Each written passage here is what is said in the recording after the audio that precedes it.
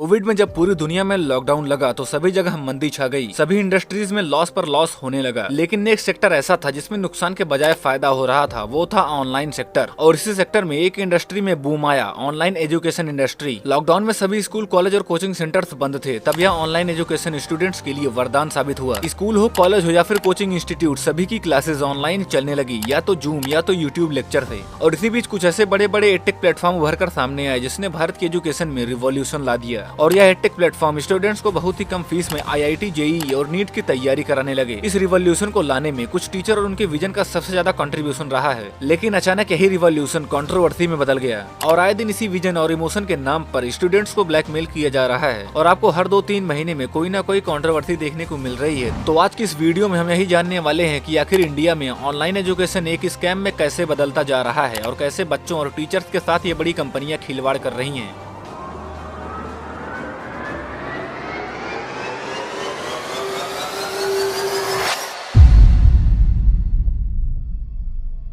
भारत में online education की शुरुआत करीब 2 दशक पहले हुई थी, जब कुछ लोगों ने मिलकर देश में कुछ ऐसे प्लेटफॉर्म्स लॉन्च किए जहां बच्चे ऑनलाइन एजुकेशन ले सकते थे। लेकिन लोगों में इंटरनेट की कम जानकारी के चलते इसे उस समय इतना बढ़ावा नहीं मिला। साल 2014 में प्रधानमंत्री नरेंद्र मोदी ने डिजिटल इंडिया अभियान की शुरुआत की, जिसके अंतर्गत देश में डिजिटल टेक्नोलॉजी को काफी बड़े रूप में देश में स्केल किया गया। और फिर धीरे धीरे सबके हाथ में इंटरनेट आया और यही ऑनलाइन एजुकेशन की ग्रोथ में सबसे बड़ा गेम चेंजर साबित हुआ। और फिर कुछ टीचर्स के द्वारा ऐसी एडटेक कंपनी बनाई गई जो कि बच्चों को बेसिक से लेकर एडवांस तक की चीजें पढ़ा रही थी। मैं इन कंपनियों का नाम नहीं लेना चाहूंगा, लेकिन उनकी ग्रोथ एक्सपोनेंशियली हुई। इसमें हर एक एडटेक कंपनी की अलग अलग खासियत थी। कोई नर्सरी से लेकर क्लास 8 तक के स्टूडेंट्स को टारगेट कर रहा था, तो कोई 9 से लेकर 12 तक के बच्चों को, कोई IIT में एडमिशन करवाने की प्रिपरेशन करा रहा था, तो कोई MBBS में एडमिशन लेने की तैयारी को करवा रहा था। और प्रेजेंट में इन सभी कंपनियों में अपने साथ ज्यादा से ज्यादा बच्चे एनरोल करने की होड़ लगी हुई है। और इसी होड़ के चलते इन कंपनियों ने साम दाम दंडभेद का रास्ता अपनाना शुरू कर दिया है। कोई किसी प्लेटफॉर्म के टीचर को खरीद रहा है, तो कोई उन्हीं के टीचर्स को ज्यादा पैसे देकर अपने में शामिल कर रहा है। और यहीं से जन्म होता है इन सभी कंट्रोवर्सीज का और स्टूडेंट्स के साथ स्कैम्स का।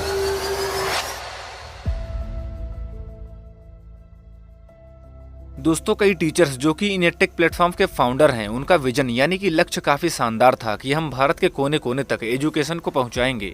एजुकेशन हर उन बच्चों को मिलेगा जिनको आज तक पढ़ने के लिए एक किताब तक नहीं नसीब हुआ है। और जो बच्चे कोचिंग सेंटर्स को अफोर्ड नहीं कर सकते, हम उन्हें उन कोचिंग सेंटर से भी बढ़िया तैयारी बहुत ही कम प्राइस में करवाएंगे। कुछ टीचर्स ने तो यहाँ तक कह दिया था कि हम यूट्यूब पर बेहतरीन से बेहतरीन लेक्चर फ्री में प्रोवाइड करवाएंगे। इसी विजन के चलते भारत में ऑनलाइन एजुकेशन की इंडस्ट्री में एक बहुत बड़ा रिवॉल्यूशन आया। और जिन कंपनियों के हाथों में इसकी मोनोपोली हुआ करती थी, उनके हाथों से यह मोनोपोली भी खत्म हो गई। लेकिन अब यह विजन गायब सा होता जा रहा है। ये टीचर्स जो वादा कर रहे थे, वो वादे भी अधूरे रह गए हैं। इन टीचर्स ने भले ही इसकी शुरुआत एक ऐसे विजन से की थी जिसमें उन स्टूडेंट्स का भी भला हो जो इन बड़े कोचिंग सेंटर्स को अफोर्ड नहीं कर सकते। कुछ टीचर्स का यही मकसद था कि एजुकेशन को पानी बना दिया जाए, यानी कि उसको इतना अफोर्डेबल कर दिया जाए कि सभी बच्चे इसका फायदा उठा सकें। लेकिन अब इन लोगों का मकसद चेंज होता जा रहा है। अब इनका मकसद सिर्फ पैसा कमाना रह गया है। या भले ही आपके मुंह पर ना बोलें, लेकिन एजुकेशन अब इनके लिए एक धंधा बन चुका है। क्योंकि ये जो एडटेक स्टार्टअप्स थे, ये शुरू तो इसी विजन से हुए थे कि इंटरनेट के जरिए एजुकेशन को अफोर्डेबल बनाना है। लेकिन जब इन्होंने अपने प्लेटफॉर्म को स्केल करने के लिए मार्केट से फंडिंग उठाई, तो इसमें कॉर्पोरेट पीपल्स की भी इन्वॉल्वमेंट हो गई। और इसी वजह से इन प्लेटफॉर्म का ध्यान अपने विजन पर नहीं बल्कि इन्वेस्टर्स को रिटर्न देने में लग गया है। दोस्तों, आपको ये जानना चाहिए कि जब कोई इन्वेस्टर अपने पैसे किसी भी कंपनी में लगाता है, तो वह कोई चैरिटी नहीं करता। उसे अपने इन्वेस्टमेंट का अच्छा रिटर्न चाहिए होता है, जिसकी वजह से इन जैसे स्टार्टअप के फाउंडर को अपने विजन के साथ कॉम्प्रोमाइज करना पड़ता है। और हर स्टार्टअप का फाउंडर यह जानता है कि बिजनेस विजन से नहीं बल्कि प्रॉफिट से चलता है। और इस दुनिया में किसी को भी कोई भी चीज कंटिन्यूअसली फ्री में नहीं दी जा सकती। आजकल के लोगों ने कंट्रोवर्सी को एक हथियार बना लिया है कि चलो अपना कुछ शुरू कर लेते हैं, फिर किसी बात पर कंट्रोवर्सी कर लेंगे और इमोशनल कार्ड खेलकर लोगों को अपनी तरफ कर लेंगे। इससे ग्रोथ भी हो जाएगी और लोगों का ट्रस्ट भी जीत लेंगे। कभी कभी जिन दो लोगों के बीच जो कंट्रोवर्सी होती है, वो उन्हीं लोगों ने पहले से ही प्लान करी होती है। ये आपने भी देखा होगा कि पहले ये कंट्रोवर्सी करते हैं, फिर जब माहौल ठंडा हो जाता है तो यही दोनों मिलकर एक कोलैब वीडियो बना लेते हैं और फिर यही कहते हैं चूतिया बनाया तुमको। लेकिन यहाँ ऑनलाइन एजुकेशन इंडस्ट्री में कंट्रोवर्सी का जड़ होता है कोचिंग। जब कोई एक एडटेक प्लेटफॉर्म किसी दूसरे एडटेक प्लेटफॉर्म से टीचर को ज्यादा पैसे देकर खरीद लेता है तो एक नई कंट्रोवर्सी का जन्म हो जाता है और दोनों प्लेटफॉर्म एक दूसरे पर यही आरोप लगाते हैं कि आप मार्केट से कंपटीशन को ही हटा देना चाहते हैं। आप यह सोचते होंगे कि एक ही टीचर तो गया है, कोई दूसरा टीचर रख लें, लेकिन दोस्तों ऐसा नहीं है। यहाँ पर बात है स्टार टीचर की। किसी स्टूडेंट ने किसी एडटेक प्लेटफॉर्म को इसलिए नहीं ज्वाइन किया है कि वह अच्छा है या फिर बुरा है। उन स्टूडेंट्स ने उस प्लेटफॉर्म को इसलिए ज्वाइन किया है क्योंकि उनके फेवरेट ऑनलाइन टीचर उसी में पढ़ा रहे हैं और स्टूडेंट्स उन्हीं से ही पढ़ना चाहते हैं। इसलिए यह बड़ी बड़ी कंपनियां सिर्फ स्टार टीचर पर ही फोकस करती हैं, क्योंकि उन्हें पता है कि अगर एक बार वो टीचर इनके प्लेटफॉर्म पर आ गया तो उसके पीछे हजारों लाखों बच्चे उस प्लेटफॉर्म पर चले आएंगे। इसलिए वो कंपनियां उन टीचर्स को अपने में शामिल करने के लिए उनको करोड़ों रुपए का ऑफर देती हैं।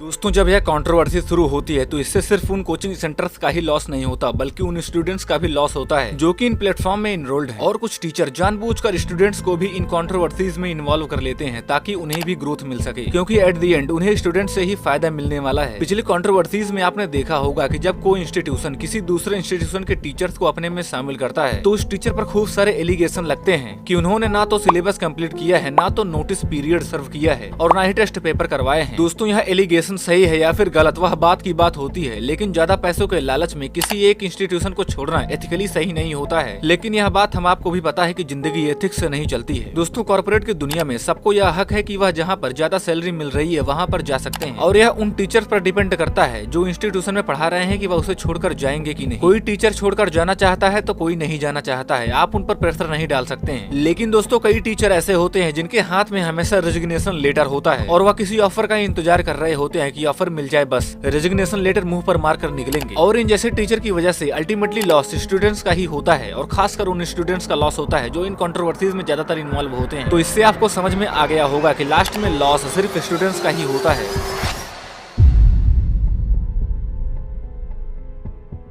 दोस्तों कंक्लूजन यही है कि स्टूडेंट्स का काम सिर्फ पढ़ना है, ना कि कंट्रोवर्सीज में इन्वॉल्व होना। ऑनलाइन एजुकेशन की एक खास बात यह है कि ये आपको वैरायटी देता है कि आप सिर्फ एक लोगों से ही नहीं पढ़ सकते हैं। इंटरनेट पर ऐसे बहुत सारे प्लेटफॉर्म है जहाँ पर आप नॉलेज ले सकते हैं, ना कि किसी एक टीचर या फिर किसी एक प्लेटफॉर्म पर डिपेंड होकर आप अपनी पढ़ाई कर रहे हैं। दोस्तों आपको यह समझना होगा कि ज्यादातर कंट्रोवर्सीज जानबूझकर क्रिएट की जाती हैं और आपको पागल बनाया जाता है, क्योंकि वह लोग जानते हैं कि जो ग्रोथ है इतनी तेजी से नहीं होने वाली, तो इसके लिए क्यों ना कंट्रोवर्सी वाला रास्ता अपनाया जाए। और दोस्तों यह रास्ता काफी सक्सेसफुल भी होता है। आपने ऐसे कई एग्जांपल देखे होंगे जिसमें किसी एक कंट्रोवर्सी से पूरा का पूरा सिस्टम ही ग्रो कर गया हो। और लेटेस्ट एग्जांपल आपके सामने है। कुछ ही दिन में इमोशनल कार्ड खेलकर 3 लाख सब्सक्राइबर कोई छोटी बात नहीं है। तो अगर आप एक स्टूडेंट हैं तो आप अपनी तैयारी कीजिए और अच्छे मार्क्स लाइए और IIT या फिर मेडिकल कॉलेज में एडमिशन लीजिए। आपका काम पढ़ना है, ना कि कंट्रोवर्सीज में इन्वॉल्व होना।